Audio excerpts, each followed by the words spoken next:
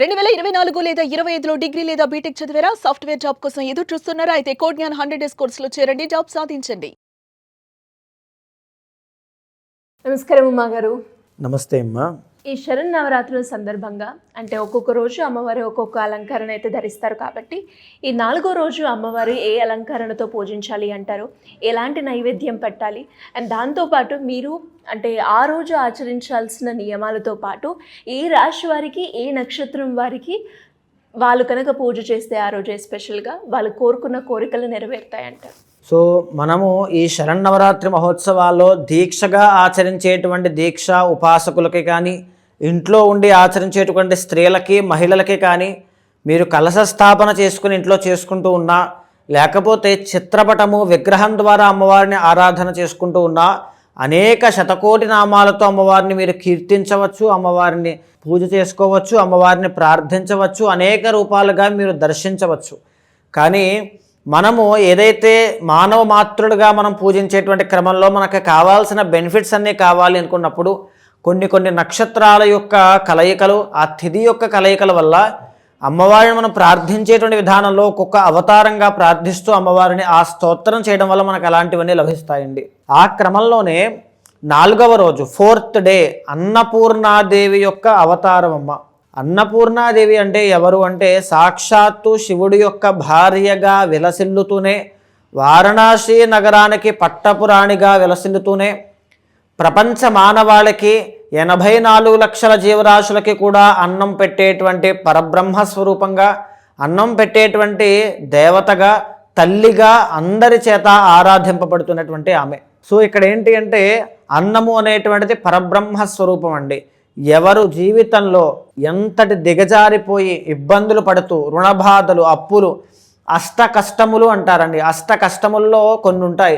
పరాన్నభుక్తము అని అంటే తనంతట తానుగా సంపాదించుకోలేక పక్క వాళ్ళ మీద ఆధారపడడం, అవమానపడడం, కష్టాలు పడడం, లేకపోతే ఎవరిదైనా ఎంగిలి తినాల్సినటువంటి పరిస్థితి రావడం, ఇలాగా అష్ట కష్టాలను కొన్ని ఉంటాయండి. ఈ 8 రకాల కష్టాలు పడుతున్న వాళ్ళకి కూడా వాళ్ళ జీవితం ఉద్ధరింపబడాలి అంటే కనుక, మళ్ళీ వాళ్ళు రీగెయిన్ అవ్వాలి, కమ్బ్యాక్ ఇవ్వాలి అనుకుంటే కనుక ఖచ్చితంగా అన్నపూర్ణాదేవి యొక్క ఆరాధన చెయ్యాలి. అమ్మవారు మళ్ళీ వాళ్ళని నిలబెడుతుంది, 10 మందికి వాళ్ళ ఖ్యాతి తెలిసేలా చేస్తుందన్నమాట. ఇదే కాకుండా అమ్మవారు భోజనము, ఎవరికి తినడానికి తిండి లేని వాళ్ళకు కూడా అమ్మవారిని మనం ఆరాధన చేయడం వల్ల జీవితాంతము తినడానికి ఉండడానికి లోటు లేకుండా చేస్తుందండి. మనకే కాదు మన తరతరాలకి కూడా అంతటి ఐశ్వర్యాన్ని కలగజేస్తుంది. ఐశ్వర్యము అంటే డబ్బు కాదండి, మనం తినే తిండి దొరకడం, ఆ తిన్న తర్వాత అది మనకి అరిగి శక్తిని ఇవ్వడం, మనం ఆనందంగా ఉండడం, అంతవరకే ఐశ్వర్యం, అదే ఐశ్వర్యం. సో ఇలా ఐశ్వర్యం కలగడానికి అన్నపూర్ణాదేవి యొక్క ఆరాధన.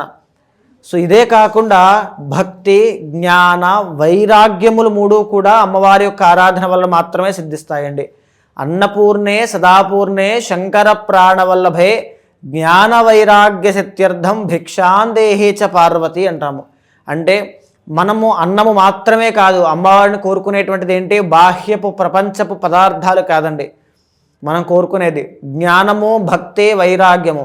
అది వేరే డైమెన్షన్లో ఉంటాయి, అది వేరే డైమెన్షన్ ద్వారా మనకి సిద్ధిస్తాయి, యోగ మార్గంలో మాత్రమే మనకి లభిస్తాయి. సాధారణ మానవులకి అవి దక్కవు.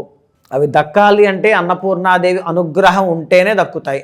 అలాగా ఎవరైనా సరే మీ పిల్లలకి అనారోగ్య సమస్యలుండి తినడానికి కానీ ఉండడానికి కానీ ఇబ్బందులు పడుతూ, జీవితంలో నానా అవస్థలు పడుతూ, ఉద్యోగము లేకపోతే అనేక రకాల ఇబ్బందులు, ఎందుకంటే ఆ రోజున విశాఖ నక్షత్రం అనేటువంటిది ఉంటుందండి. విశాఖ నక్షత్రానికి అధిపతి గురుడు.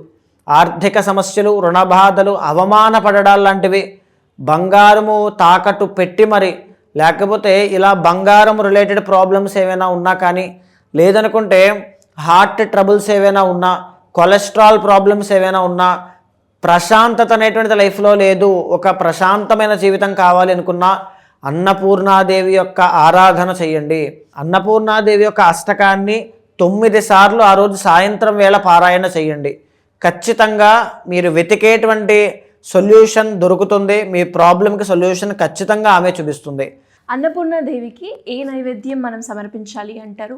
ఆ నైవేద్యమే పెట్టడానికి గల కారణం ఏంటి ఉమాగారు? తప్పకుండా అమ్మ.